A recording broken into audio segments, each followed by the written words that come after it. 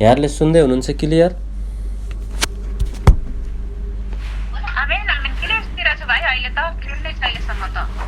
आमेन, हालेलुया।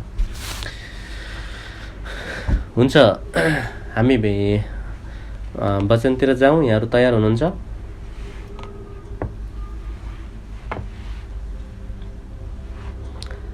जय मसीह। कतिजनालाई बोल्न मिल्छ? हामी बोलाउँला एकचोटि।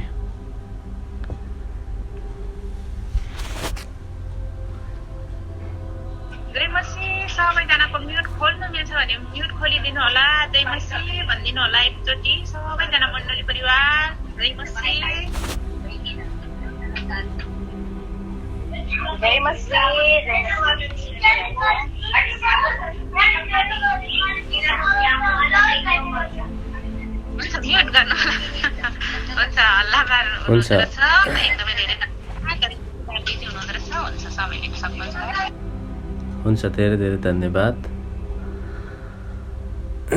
हिजो हामीले प्रकाश 8 अध्यायको पहिलो तुरै, दोस्रो तुरै, तेस्रो तुरैसम्म हामीले हेऱ्यौँ।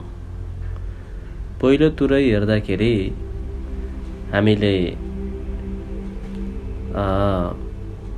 असिना रगत मिसिएको असिनाको वर्षिएको बारेमा हेऱ्यौँ। हरियाली नष्ट गरेको बारेमा हामीले हेऱ्यौँ। त्यसपछि हरियाली नष्ट अर्थात् गाई वस्तुमाथि प्रहार गरेको कुराहरूलाई हामीले हेऱ्यौँ। त्यसपछि दोस्रो स्वर्गदूतले तुरै फुक्दाखेरि एउटा जलिरहेको पहाड जस्तो समुद्रमा खस्यो र समुद्रको 1/3 भाग रगत बन्यो भन्ने कुराहरू हेऱ्यौँ। अनि त्यसले चाहिँ माछामाथि प्रहार, माछा मरे। अनि सँगसँगै जहाज जुन चाहिँ व्यापार का जहाजहरू थिए, जहाज नष्ट भए भन्ने विषयमा हामीले हेऱ्यौँ। त्यसपछि हिजो कि अस्तिको समयमा हामीले तेस्रो स्वर्गदूतले चाहिँ तुरै फुक्दाखेरि एउटा बलेको राँको जस्तो एउटा तारा खसेर त्यो खोला र अनि पानीका मूलहरूमा आएर अनि पानी चाहिँ तितो बनाइदियो, जसको नाम चाहिँ ऐरेलु भनेर हामीले हेरेका थियौँ। अनि आज हामी चौथो तुरैको विषयमा हेर्दैछौँ। त्यो चाहिँ 12 पदबाट यसरी लेखेको छ। स्वर्गदूतले आफ्नो तुरै फुकेर सूर्यको 1/3 भाग माथि प्रहार गरियो र चन्द्रमाको 1/3 भागमाथि र ताराको 1/3 भागमाथि पनि प्रहार भयो। तिनीहरूका प्रकाशको 1/3 भागलाई अन्धकारले छोप्यो। तब दिनको 1/3 ज्योतिविहीन भयो। त्यसरी नै रातको 1/3 पनि। अब्बा पिता, हामी तपाईलाई धन्यवाद दिन्छौँ। तपाईको वचन बुझ्नको लागि हामीलाई मद्दत गर्नुहोस्। हे पवित्र आत्मा, हाम्रा हृदयका समशक्तिहरू खोलिदिनुहोस् ताकि तपाईको वचनलाई हामी लिन सकौँ र बुझ्न सकौँ। धन्यवाद येशू मसीह तपाईको नाउँमा। आमेन, आमेन, आमेन। अब यो विपत्तिहरू यहाँहरूले केलाउँदै जानुभयो भने पुरानो करारमा एलियाद्वारा, जो चाहिँ पुरानो करारमा डाइरेक्ट परमेश्वरले लिड गर्नुहुन्थ्यो नि, परमेश्वरले लिड गर्नुभएको जुन पुरानो करारमा एलियालाई, मोशालाई लिड गर्दाखेरि जति पनि विपत्ति आएका छन् नि प्रस्थानको पुस्तकमा, यहाँ पनि हेर्नुभयो भने सेम त्यस्तै विपत्तिहरू यहाँ 7 वर्षको महासङ्कट कालमा आएको छ। अब यहाँ किन आयो र त्यहाँ किन आयो, बीचमा किन आएन भन्दा यो परमेश्वरको लिड गर्ने तरिका चाहिँ यो उहाँको तरिका हो। किन भन्दा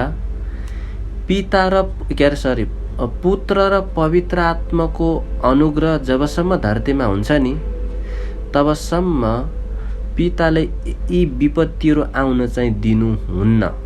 अहिले किन यति अहिले विपत्तिहरू आएका छन्, यिनीहरूले जस्ट हामीलाई झस्काएका छन् कि मतिर फर्क, पश्चाताप गर, यो हामीलाई तयार गर्नको लागि झस्काएको समय हुन्। अहिले त नि पुत्रले हाम्रो निम्ति पितासँग बिन्ती गर्दै हुनुहुन्छ। उहाँ मध्यस्थकर्ता भइरहनु भएको छ। अहिले समय यस्तो आउँछ, मध्यस्थकर्ता चाहिँ त्यहाँबाट निस्कनु हुनेछ। पिताको महिमामा उहाँ आफ्नै हुकुम र गर्जनसित प्रधान स्वर्गदूतको चर्को आवाजमा परमेश्वरको चर्को तुरैमा स्वर्गबाट उहाँ ओर्लनु हुनेछ। पहिलो पोइन्ट। दोस्रो पोइन्ट, पवित्र आत्मा जुन अहिले तपाईँ हामीसँग हुनुहुन्छ उहाँले पनि छोडिदिनुहुनेछ। छोडेपछि के हुन्छ भने धरतीमा भएका मानिसहरू जो जति प्रभुमा सक्रिय भएका मानिस छन् ती त उठाइलग्छन्, जो जति सक्रिय नभएका मानिस छन् उनीहरू चाहिँ छोडिन्छन् र उनीहरूको निम्ति लिड गर्नको लागि फेरि परमेश्वरले क्रोधबाट सुरु गर्नुहुन्छ। किनभने अहिले त पुत्र येशू ख्रीष्टको र पवित्र आत्माको अनुग्रह छ। किन पवित्र आत्मा हामीभित्र हुनुहुन्छ र प्रकाश दिनुहुन्छ र पुत्रले चाहिँ पितालाई बिन्ती गरिदिनुहुन्छ। त्यही भएर क्रोध परे होइन। जस्तै उदाहरणको लागि तपाईँ हामी कुनै पापमा गिर्यौं, तपाईको मनभित्र पवित्र आत्माले के गर्नुहुन्छ, तैँले गल्ती गरिस्, तैँले गल्ती गरिस्, तैँले गल्ती गरिस्, पश्चाताप गर्नु, फर्किनु। तपाईलाई पवित्र आत्माले भित्रबाट पश्चाताप गर्न लाउँदै हुनुहुन्छ। तपाईले गरेको पाप गल्तीले गर्दाखेरि तपाईँ उकुस मुकुस हुनुभएको छ। यो तपाईँ भित्र भएको आत्माले पश्चाताप गर्न लाउँदै हुनुहुन्छ। पहिलो पोइन्ट। र दोस्रो पोइन्ट, जसै तपाईले पश्चाताप गर्नुहुन्छ नि, अनि त्यो पश्चाताप गर्दाखेरि पुत्रले चाहिँ पितालाई बिन्ती गरिदिनुहुन्छ। प्रभु मैले यो गल्ती गरेँ, मैले गल्ती गरेँ, मलाई क्षमा गर्नु, मलाई माफ गर्नु, म फेरि गर्ने छैन, नगर्ने मन लिएर हितोपदेश 28 को 13 पदमा हुनुपर्छ। आफ्नो पाप लुकाउनेको उन्नति हुँदैन, तर जसले स्वीकार गर्छ त्यसले कृपा पाउनेछ। हेर्नुहोस्, स्वीकार गर्दै गर्दाखेरि कृपा कसरी पाउनुहुन्छ भने मध्यस्थकर्ताको कारणले। जसै तपाईले स्वीकार गर्नुहुन्छ, मानिलिनुहुन्छ, अनि पुत्रले पितालाई चाहिँ बिन्ती चढाउनुहुन्छ, म मरेको यसैको खातिर हो, म मरेको यही कारणले, मेरो रगतले धुनुहोस्, यसलाई क्षमा गर्नुहोस्, यसलाई स्वीकार गर्नुहोस्। त्यसपछि परमेश्वरले के भन्नुहुन्छ, जसै हामीले त्यो स्वीकार गर्छौं र फेरि नगर्ने निर्णय गर्छौं, परमेश्वरले पनि के सल्लाह दिनुहुन्छ, म तेरो पापलाई चाहिँ उहाँले क्षमा पनि गर्नुहुन्छ र फेरि कहिले सम्झिनुहुन्न पनि। यशायाको पुस्तकमा पाउँछौं, बिहानको कुहिरो जस्तै तेरो पाप हटाइदिनेछु भन्नुभएको छ। त्यसै कारण अब पुत्र र पवित्र आत्मा, जबसम्म पुत्र आउनुहुन्न पवित्र आत्मा पनि जानुहुन्न। यो यस्तो एउटा सिस्टम हो। पहिला येशू ख्रीष्टले के भन्नुभयो, म नगएसम्म, म गएपछि पवित्र आत्मा आउनुहुनेछ। हेर्नुहोस् है, पहिला पुनरुत्थान भइसकेपछि येशू पिताको दाहिने बाहुलीमा पिता कहाँ जानु पर्थ्यो र त्यही येशू पवित्र आत्माको रूपमा धरतीमा आउनुभयो पेन्तिकोसको दिन, जुन प्रेरित 2 अध्यायमा पाउँछौं। र अब अन्त्यको समयमा पुत्र जसै उहाँ आफ्नै हुकुम र गर्जन, प्रधान स्वर्गदूतको चर्को आवाज र परमेश्वरको तुरैको आवाजमा जसै उहाँ ओर्लनुहुन्छ नि, पवित्र आत्मा संसार धरतीलाई छोडेर जानुहुन्छ। पहिला येशू जानुभयो र पवित्र आत्मा पठाउनु भयो। अब जसै येशू उहाँबाट निस्किनुहुन्छ नि, पवित्र आत्मा संसार छोडेर जानुहुन्छ। हो, त्यति बेला पवित्र आत्मा संसार छोडेर गइसकेपछि मान्छेलाई प्रकाश दिने पवित्र आत्मा पनि हुनुहुन्न र पितालाई बिन्ती गरिदिने पुत्र पनि दाहिने बाहुलीबाट निस्किएर आइसक्नुभयो। भनेपछि अब त्यति बेला पुत्रको र पवित्र आत्माको अनुग्रह नभएपछि मान्छेको निम्ति पिता स्वयं आफैले लिड गर्नुहुन्छ संसारका छोडिएका मान्छेहरूलाई, र संसारमा छोडिएका मान्छेहरूलाई पिताले लिड गर्दाखेरि पिताको लिड गर्ने तरिका चाहिँ के हो भने मेरो आज्ञा मान्ने भए मान, नत्र नि मारिदिन्छु, नत्र नि मोर्छस्, खबरदार, होसियार। सन्दुकलाई पुजारीले मात्रै छुन्यो, अरूले छोएछ भने मोर्छस्। त्यो आज्ञा थियो पुरानो करारमा। पुरानो करारमा हेर्नुहोस् त, आज्ञा मान्नेलाई माने, नमान्नेलाई डाइरेक्ट भस्म, डाइरेक्ट क्रोध। किन? पुत्र आउनु भएको थिएन, पवित्र आत्मा पनि मानिसभित्र आउनु भएको थिएन। त्यति बेला डाइरेक्ट पिताले लिड गर्नुहुन्थ्यो। अनि त्यही पिताले लिड गर्ने समय नि यति बेला आउँछ महासङ्कटकालको समयमा, अर्थात् पुत्र र यस पवित्र आत्माले संसारलाई छोडेपछि, विशेष पवित्र आत्माले संसारलाई छोडेपछि र पुत्रले पितालाई हाम्रो पापको खातिर बिन्ती गर्न छोडेपछि, त्यसपछि उहाँले आफ्ना स्वर्गदूतहरूलाई काम लिनुहुन्छ। हेर्नुहोस्, यहाँ त्यही भएर तुरै कसले फुकिया छ? पुत्रले होइन, तुरै कसले फुकिया छ? पवित्र आत्माले पनि होइन। तुरै कसले फुकिया छ? स्वयं पिताले पनि होइन। तर कसले फुकिया छ? स्वर्गदूत। यी स्वर्गदूतहरू कौन? यी पिताले खटाइएका स्वर्गदूत हुन्। यिनै स्वर्गदूत पुरानो करारमा पनि आउँथे। हुन त स्वर्गदूतको सेवकाई फरक छन्, उनीहरूको क्वालिटी फरक छ, उनीहरूको काम फरक छ। तर जति पनि स्वर्गदूत, करूब, लुसिफर, गाब्रिएल, मिखाइल, उहाँले अनगिन्ती आफ्नो निम्ति स्वर्गदूत तयार गरेर राख्नु भएको छ। तीनै स्वर्गदूतलाई उहाँले आज्ञा दिनुहुन्छ। अनि यहाँ त्यही आज्ञा दिएको मध्ये चौथो स्वर्गदूत आउँदाखेरि, चौथो स्वर्गदूतले तुरै फुक्दाखेरि यहाँ चाहिँ सूर्यको 1/3 भागमाथि प्रहार भएको छ। सूर्यको 1/3 भागमाथि प्रहार, सूर्यको 1/3 भागमाथि प्रहार अर्थात् प्रकाशमाथि प्रहार, अन्धकार, अँध्यारो। यहाँहरूले चाल पाउनु भयो कि पाउनु भएन? पुरानो करारमा पनि इस्राएलीलाई मिस्रबाट निकाल्दाखेरि दिउँसै अन्धकार छाएको थियो, र येशू ख्रीष्ट क्रुसमा टाँगिनु हुँदाखेरि पनि दिउँसै अन्धकार छाएको थियो। त्यही भएको भएर यहाँ सूर्यको 1 भाग माथि प्रहार, पहिलो पोइन्ट। दोस्रो पोइन्ट, चन्द्रमाको 1/3 भागमाथि प्रहार, र तेस्रो पोइन्ट, ताराहरूको 1/3 भागमाथि प्रहार।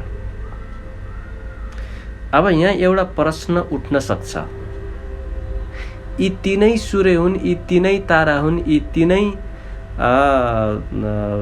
परमेश्वरको सृष्टि हुन्, जो परमेश्वरले भन्दाखेरि भए भने यिनीहरूको के गल्ती थियो र यिनीहरूमाथि परमेश्वरले प्रहार गर्नुभयो?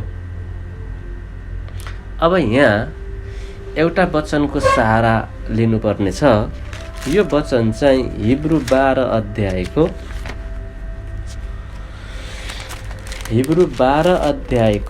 26 पद र 27 पद कसैले पाउनुहुन्छ भने पढिदिनुहोस्, कृपा गरेर।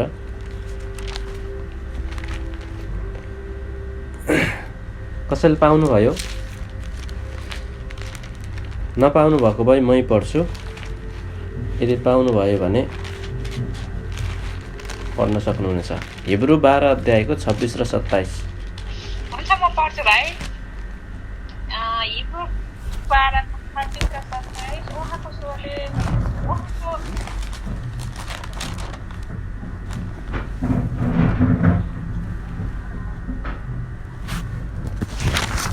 हजुर, आवाज आएन दिजु?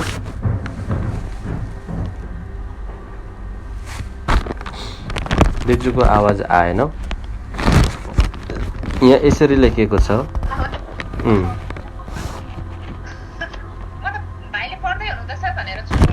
ए हस्, पढ्नुहोस् दिजु।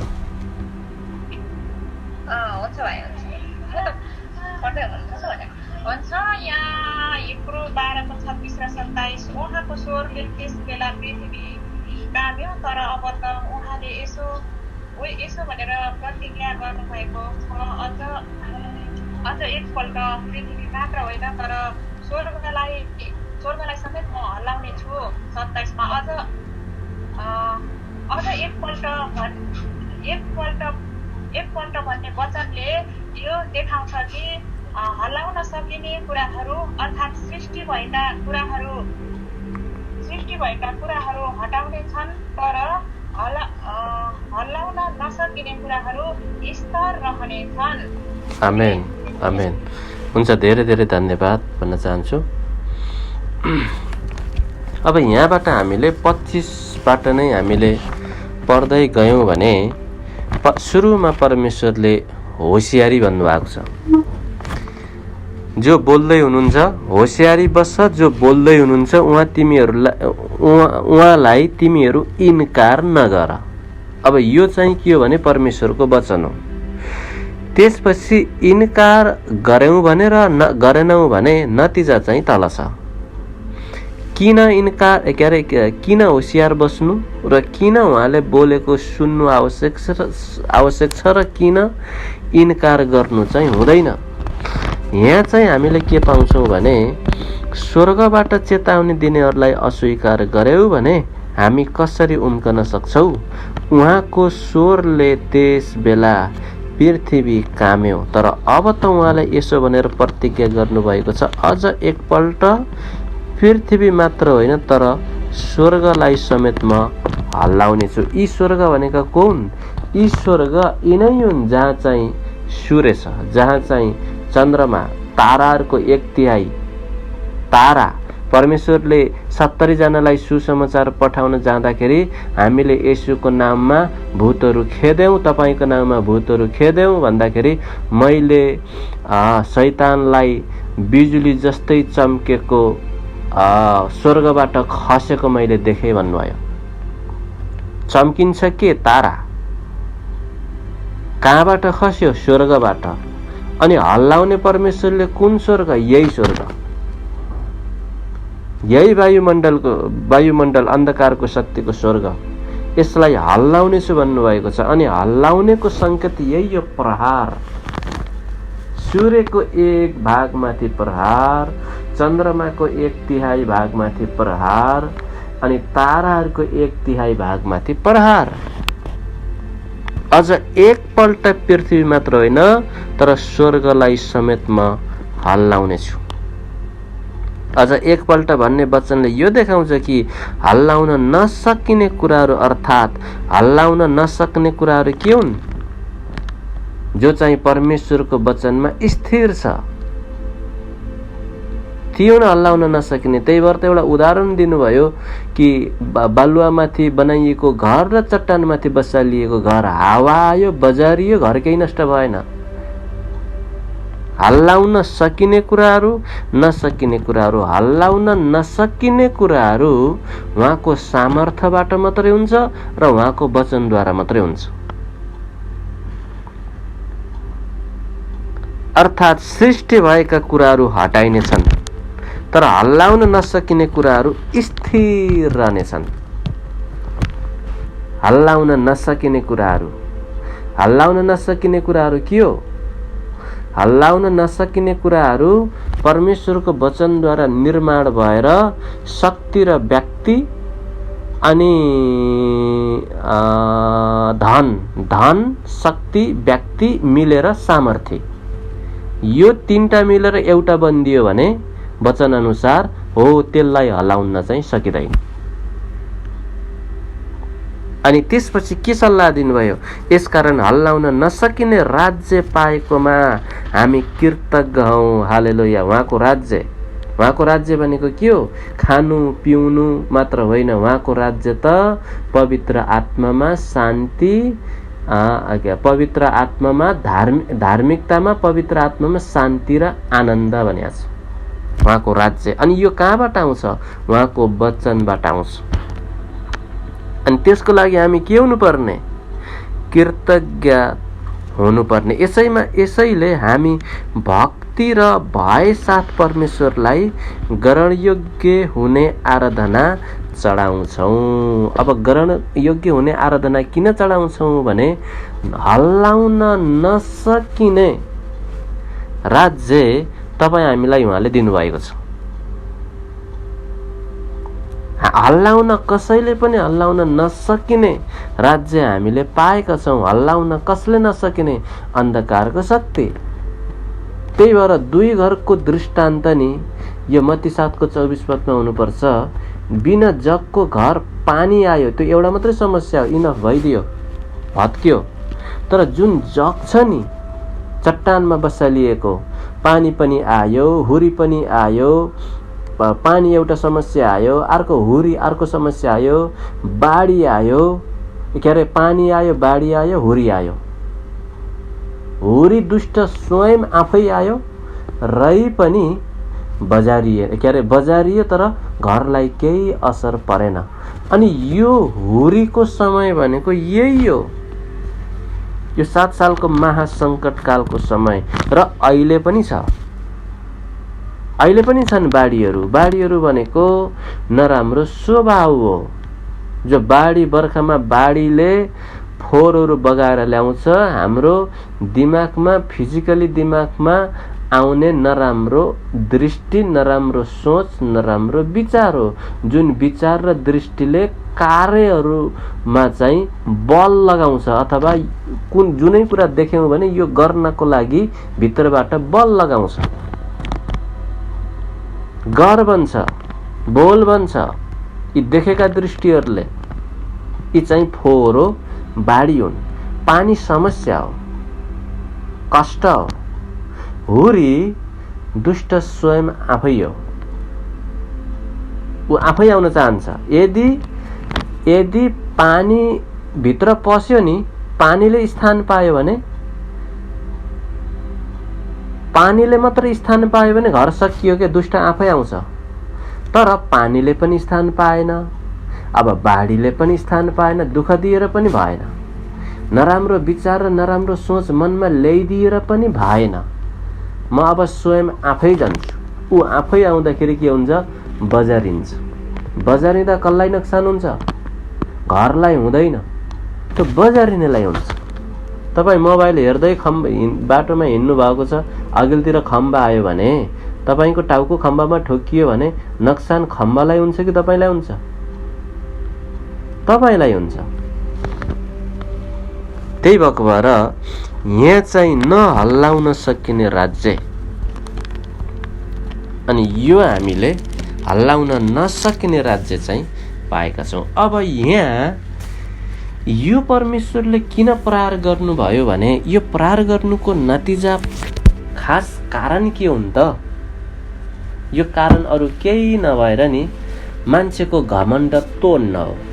अब कस्ता खालको मान्छेको घमण्ड तोड्नको लागि भन्दा माथि वायुमण्डलमा अर्को ग्रहमा गएर घर बनाएर बस्ने जुन घमण्ड छन् नि, हो तिनीहरूको घमण्ड तोड्नको लागि हो।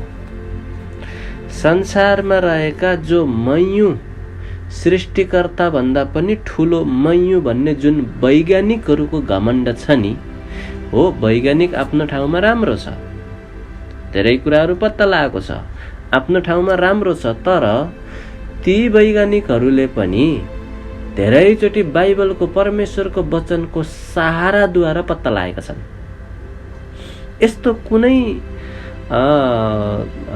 कुनै थोक छैन जुन परमेश्वरको वचनमा छ। उहाँले जे भन्नुभएको छ नि, संसारमा सबै त्यही छ।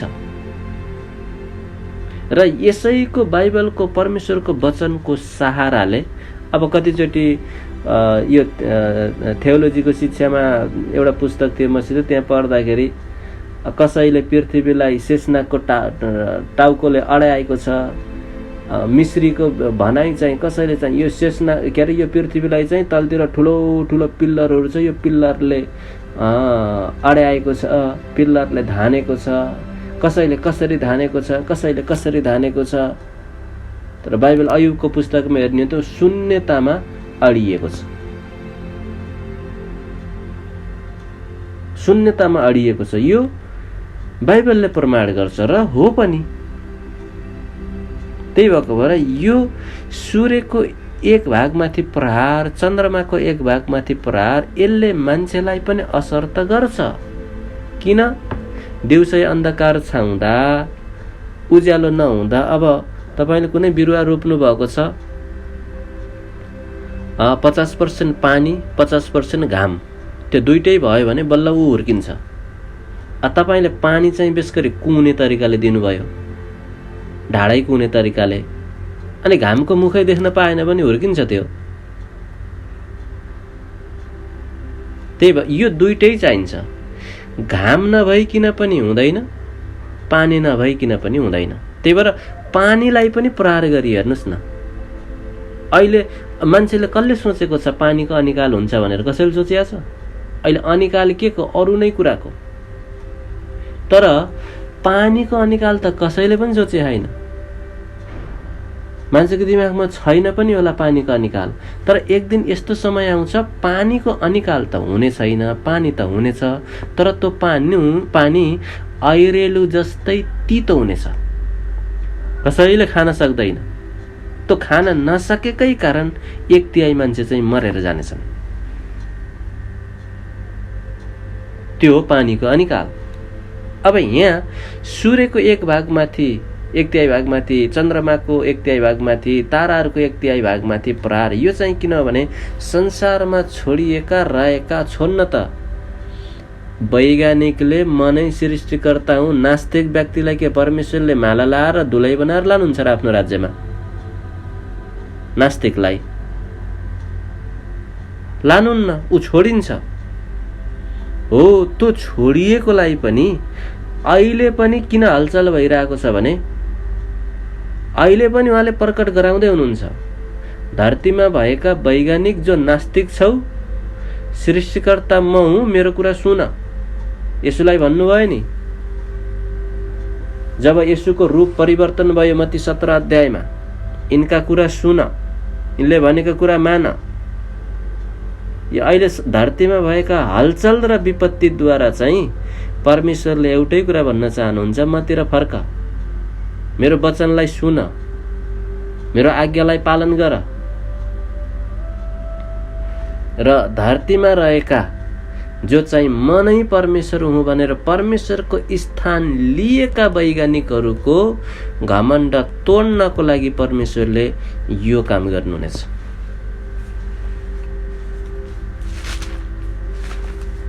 त्यही भएको भएर अहिले पनि हामी संसारमा हेऱ्यौँ भने धेरै विपत्तिहरू, धेरै समस्याहरू, धेरै कष्टहरू, यी सबै कुराले एउटै कुरा जनाउँदछ कि परमेश्वरले मानिसहरूलाई आफूतिर फर्किनको लागि चाहिँ आह्वान गर्नुभएको छ। अब यहाँ अन्धकार सूर्यको एक भागमाथि प्रहार, 1/3 भागमाथि प्रहार गर्दाखेरि अन्धकार। अब येशू ख्रीष्ट क्रुसमा टाँगिनु हुँदाखेरि लुका 23:44 पदमा यहाँ पनि प्राय दिउँसो 12 बजेको थियो र 3 बजेसम्म सारा देशलाई अन्धकारले ढाक्यो। हेर्नुहोस्, अन्धकारले ढाक्यो। यहाँ किन अन्धकारले ढाक्यो? यहाँ अन्धकारले चाहिँ 12 बजेको थियो, 3 बजेसम्म, 12, 1, 2, 3 घण्टा चाहिँ यहाँ पुरै अन्धकार भइदियो। अब यहाँ प्रकाश 9 अध्यायमा पनि जान दिनुहोस्, पछि बिस्तारै समय आउँछ। त्यहाँ पनि कुण्डबाट निस्केको धुवाँले सबै अन्धकार, धरतीलाई नै अन्धकार बनाउनेछ। त्यो बनाउनुको कारण छ। र अझै हामीले मत्तीको पुस्तक 27 अध्यायको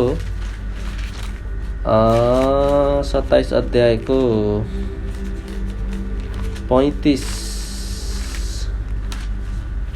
पर्खिनु है, म निकाल्छु। 35 कि 27 को 45 पदमा, सरी। अब मध्याह्नदेखि 3 बजेसम्म सारा देशमा अन्धकार भयो। 3 बजेतिर यसो भनेर ठुलो स्वरले कराउनु भयो, इलोई इलोई लामा सबखतनी, अर्थात् हे मेरा परमेश्वर तपाईले मलाई किन त्याग्नुभयो। त्यहाँ उभिरहेकाहरूमध्ये कतिजनाले यो सुनेर भने यस मानिसले एलियालाई बोलाउँदैछ। तिनीहरूमध्ये एकजनाले झट्टै दगुरेर गई एउटा स्पन्ज लिई सिर्कामा चोबेर निगालोमा राखी उहाँलाई पिउन दियो। तर बाँकीले भने, हेरौँ कतै एलिया यिनलाई बचाउन आउँछन् कि। तब येशू फेरि ठुलो स्वरले कराउनु भयो र आफ्नो आत्मा त्याग्नु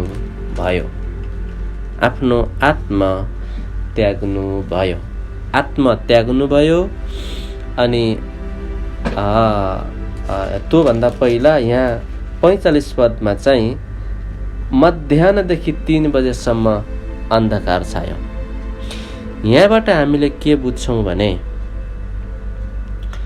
परमेश्वरको स्वरले, जुन येशूले हे परमेश्वर तपाईले मलाई किन त्याग्नुभयो, जुन बिलाप गर्नुभयो नि उहाँको बिलापले, उहाँको स्वरले चाहिँ पृथ्वी कामेको छ, उहाँको सृष्टि कामेको छ। अनि 3 घण्टासम्म अन्धकार छाएको छ। यो त्यही क्रुसमा टाँगिनु हुने त्यही येशू हुनुहुन्थ्यो जो उहाँद्वारा नै सृष्टि भएका थिए। अब जस्तै भजन सङ्ग्रह 19 अध्यायमा हेरौँ। भजन सङ्ग्रह 19 अध्याय, यहाँ परमेश्वरले दिएको आज्ञा सृष्टिले कसरी पालन गर्छ हेर्नुहोस् है। भजन सङ्ग्रह 19 अध्यायमा आकाशले परमेश्वरको महिमाको वर्णन गर्छ हेर्नुहोस्, र तारामण्डलले उहाँका हातको सिपको घोषणा गर्छन् हेर्नुहोस्। कसरी सृष्टिले परमेश्वरको प्रशंसा गर्छन्। हरेक दिन तिनीहरूले वार्तालाप गर्छन् हेर्नुहोस् है। सृष्टिले हरेक रात तिनीहरूले ज्ञानको प्रदर्शन गर्छन्। कुनै बोली छैन, न भाषा छ जहाँ तिनीहरूको स्वर सुनिँदैन। हेर्नु, तिनीहरूको स्वर पनि सुनिँदैन, तिनीहरूको बोली पनि छैन, तिनीहरूको भाषा पनि छैन। तर उनीहरूले के गर्छन् भने परमेश्वरको महिमाको वर्णन गर्छन्। तारामण्डलले उहाँको सिपको घोषणा गर्छन्। तिनीहरूको स्वरले सारा पृथ्वी गुन्जेमान छ। तिनीहरूका शब्द पृथ्वीको सीमान्तसम्मै पुगेका छन्। उहाँले आकाशमा सूर्यको निम्ति एउटा वासस्थान बनाउनु भएको छ। ऊ विवाह मण्डपबाट निस्केको दुला जस्तै छ, एकजना विजेता झैं जो आफ्नो दौडनमा हर्षित हुन्छ। आज झ्याउला उदाउन्न कहिल्यै भनेको छ हामीले? त्यो परमेश्वरको आज्ञा हो। उहाँको आगमन अर्थात् घाम र सूर्यको अन्त्य नभएसम्म उनीहरू उदाउने र अस्ताउने यो भइ नै रहन्छ। र उदाउने र अस्ताउने आफ्नो काममा ऊ जहिले पनि हर्षित छ। हर्षित पनि कस्तो भन्दा, दुला विवाह मण्डपबाट उठेर दुलै लिन जान्छ नि, हर समय त्यस्तै हर्षित छ परमेश्वरको आज्ञाको निम्ति। यो होइन कि कनकनाएर बाइबलमा हामी पाउँछौँ एउटालाई भन्यो म जान्छु भने गएन, अर्कोलाई भने जान्न भने गयो। यो होइन गुनगुनाउँदै र रिसाउँदै एउटा हातले जाँइ समाउँदै अनि शराब्दै हिँड्ने, त्यो होइन। मण्डपबाट दुला मण्डपबाट निस्केर दुलै लिन जाँदैछ, त्यति बेला रुँदै जान्छ क्या? त्यसको निम्ति तो के दुःखको दिन हो क्या? बिलापको दिन हो क्या? आनन्दको दिन हो उसको लागि। सबैभन्दा खुसीको समय त्यो दिन हो उसको लागि। त्यही भएर त येशूले पनि चेलाहरूसँगै हुँदाखेरि, हे उपवास किन बस्नु तपाईँहरू भन्दाखेरि, जबसम्म दुला जन्तीसँग छ नि त्यति बेला खाउने र पिउने नाच्ने समय हो। जब दुला जान्छ नि बल्ल तिनीहरू उपवास बस्छन्, बल्ल तिनीहरू बिलाप गर्छन्। अब यहाँ दुलाको मण्डपबाट निस्के जस्तै हर्षित, दौडनमा हर्षित। लानुहोस्, दौडनमा हर्षित सृष्टि। अनि परमेश्वरको जन पौल पनि म मेरो दौड सिद्ध्याएको छु भन्नुहुन्छ। यो आफ्नो क्षेत्रमा हेऱ्यौँ भने हरेक परमेश्वरको आज्ञाभित्रको एउटा दौड छ। हिजो कि अस्तिको समयमा हामीले रोमी 8 अध्यायबाट पढेका थियौँ, पृथ्वीले बडो उत्कण्ठसित परमेश्वरका पुत्रहरू प्रकट भएको देख्न चाहन्छ। आकाशको एक छेउमा उसको उदय हुन्छ र अर्को सिमानासम्म परिक्रम गर्छ, त्यसको तापबाट केही कुरा लुकेर रहँदैन, केही कुरा लुकेर रहँदैन। तर यो प्रकाशको पुस्तकमा हेऱ्यौँ भने समय एक दिन यस्तो आउँछ कि 1/3 सूर्यको प्रकाश माथि चाहिँ प्रहार गरिनेछ। अनि यहाँ चाहिँ उहाँको स्वरले चाहिँ पृथ्वी काम्यो, त्यसै कारण अन्धकार। अब यहाँ यो प्रकाशको पुस्तक 8 अध्यायमा जब पिताले लिड गर्नुहुन्छ, उहाँले संसारका मान्छेहरूलाई उहाँले लिड गर्न थाल्नुहुन्छ। पवित्र आत्मा र पुत्रको अनुग्रह जो हे पिता यिनीहरूलाई क्षमा गरिदिनुहोस्, यिनीहरू के गर्दैछन् जान्दैनन्, अहिलेसम्म पनि उहाँ मध्यस्थकर्ता हुनुहुन्छ। जब मध्यस्थकर्ता पिताको दाहिने बाहुलीबाट आफ्नै हुकुम र गर्जन र प्रधान स्वर्गदूतको चर्को आवाज र परमेश्वरको चर्को तुरैको स्वरमा आफै स्वर्गबाट ओर्लनु भएपछि, पवित्र आत्माले पनि धरतीलाई छोडिदिनु भएपछि, त्यसपछिको समय पितालाई बिन्ती गरिदिने र पवित्र आत्माले व्यक्तिलाई प्रकाश दिने त्यो समय हुँदैन। पिताले उहाँ एक्लैले लिड गर्नुहुन्छ, तर उहाँले लिड गर्दाखेरि यिनै विपत्तिद्वारा उहाँले लिड गर्नुहुन्छ। त्यही भएर पुरानो करारमा अघि नै मैले भनिसकेँ, धेरैचोटि हेर्दाखेरि धेरैचोटि आज्ञा पालन गर्नेले पालन नगर्दाखेरि डाइरेक्ट क्रोध। अनि त्यति बेलाको समय यो दर्दनाक र यो कष्टहरू हुनेछ। त्यही भएर यो यहाँ 3 प्रकारको प्रहार चाहिँ अरू केही नभएर घमण्डलाई, धरतीमा संसारमा भएका मै हुम भन्ने जो नास्तिक, जसले चाहिँ परमेश्वरको महिमा खोसेर आफूले लिएका छन् हो, तिनीहरूको घमण्ड तोड्नको लागि परमेश्वरले आफ्नो सृष्टिलाई प्रहार गरेर मान्छेको घमण्ड आफूतिर खिच्ने प्रयास गर्नुहुनेछ। त्यति गर्दा गर्दै पनि मानिस खिचिएन भने अन्तिम नतिजा मत्ती 7 21 पद हुनेछ। प्रभु प्रभु भन्ने छन्, तर उहाँले चिन्नुहुने छैन। हालेलुया। त्यसै कारण यहाँ प्रहार चाहिँ तेस्रो चौथो स्वर्गदूतले आफ्नो तुरै फुकेर सूर्यको 1/3 भागमाथि प्रहार गरियो र चन्द्रमाको 1/3 भागमाथि र ताराको 1/3 भागमाथि पनि प्रहार भयो र तिनीहरूका प्रकाशको 1/3 भागलाई अन्धकारले छोप्यो। तब दिनको 1/3 ज्योतिविहीन भयो, त्यसरी नै रातको 1/3 पनि भयो। हालेलुया। भयो। मैले हेरेर मध्य आकाशमा उडिरहेको एउटा गरुड यसो भन्दै चर्को स्वरले कराएको सुने, फुक्न बाँकी रहेका 3 स्वर्गदूतका अरू तुरैका आवाजको कारणले पृथ्वीमा बास गर्नेहरूलाई धिक्कार धिक्कार धिक्कार। यहाँ एकचोटि मात्रै धिक्कार होइन, 3 चोटिसम्म धिक्कार। किन धिक्कार भनियो भन्दा अब त्यो भन्दा पनि यो चौथो तुरै फुक्ने बेलासम्म पनि, यो विपत्ति र यो कष्टसम्म पनि मान्छेले आफ्नो मनलाई परमेश्वरतिर लगाएन भने त्योभन्दा ठुलो दर्द र त्योभन्दा ठुलो पीडा र त्योभन्दा ठुलो होला, सबैभन्दा ठुलो वैज्ञानिक होला, तर भौतिक रूपमा त्योभन्दा ठुलो दयानीय र त्योभन्दा ठुलो गरिब संसारमा अरू कोही पनि हुँदैन। अब यहाँ अब 3टा फुक्न रहेका त्यो झन खतरनाक हुनेछन्। यो चौथोसम्म पनि फुक्दाखेरि पनि नमानेका मान्छेहरू अझै हट्टी भएकाहरूलाई धिक्कार धिक्कार धिक्कार। यिर्मयाको पुस्तकमा पाउँछौँ, शान्ति नै छैन मेरा प्रजाहरूमाथि, रै पनि शान्ति शान्ति शान्ति। त्यही भएर दुष्टले झुटो शान्तिमाथि अल्मल्याएको हुन्छ।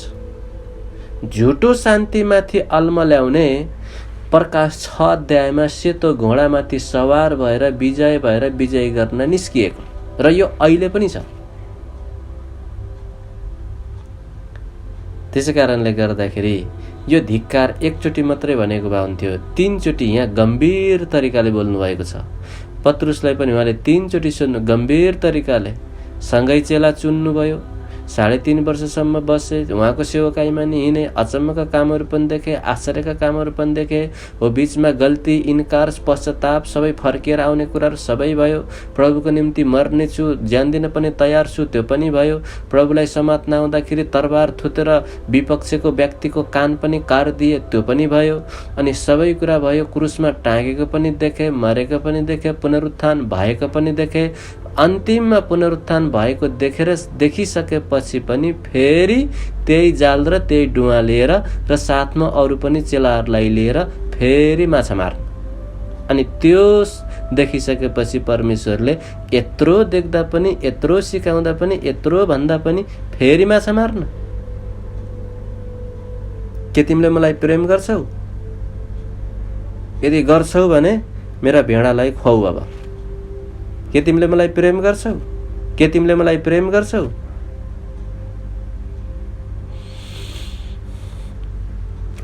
त्यसै कारणले गर्दाखेरि यहाँबाट अब यी वर्तमान समयमा, अब यो समयमा पुगेपछि म फर्किम्ला, यसुको निम्ति म रेटिन पनि तयार हुन्छु, रेटिन पनि तयार छु भनेर भन्नु, विश्वास गर्नु आफ्नो ठाउँमा छ। तर यो ठाउँमा पुग्ने आशा चाहिँ नगर्नु। यो समयमा यो समयसम्म पुग्ने आशा चाहिँ नगर्नु। किन? यो समयभन्दा पहिला नै, आज नै, अहिले नै मन फिराएर उहाँमा गएको चाहिँ परमेश्वर चाहनुहुन्छ। त्यही भएर नुहाइसकेको मान्छेलाई खुट्टा मात्रै धुनु आवश्यक छ। यो भन्नुको अर्थ के हो भने मान्छेमा गल्ती हुन्छ, मान्छे गिर्छ, मान्छे चुक्छ। नुहाइसकेको, उद्धार पाइसकेको मान्छेमा पनि गल्ती हुन्छ। तर यदि तपाईँले खुट्टा धुनु भएन भने त्यसको नतिजा नराम्रो हुन्छ। उहाँले खुट्टा धुनु आवश्यक छ भनिदिनु भयो क्या। नुहाइसकेको मान्छेलाई खुट्टा धुनु आवश्यक छ। नुहाइसकेको खास भन्ने त यसरी हो नि, नुहाइसकेको मान्छेलाई त खुट्टा पनि धुनु आवश्यक छैन। खास हामीले बुझ्ने तरिकाले त खास भन्ने यसरी हो नि। तर उहाँले आत्मिक तरिकाले के भन्नुभयो? नुहाइसकेको मान्छेलाई खुट्टा मात्रै धुनु आवश्यक छ। खुट्टा भनेको के हो? चाल, हिँडाइ, मिलाप र यी कुराहरूमा गल्ती हुन्छन्। यसलाई के गर्नु पर्यो? धुनु पर्यो। र धुनी केले? परमेश्वरको वचनलाई पानी बनाएर धुने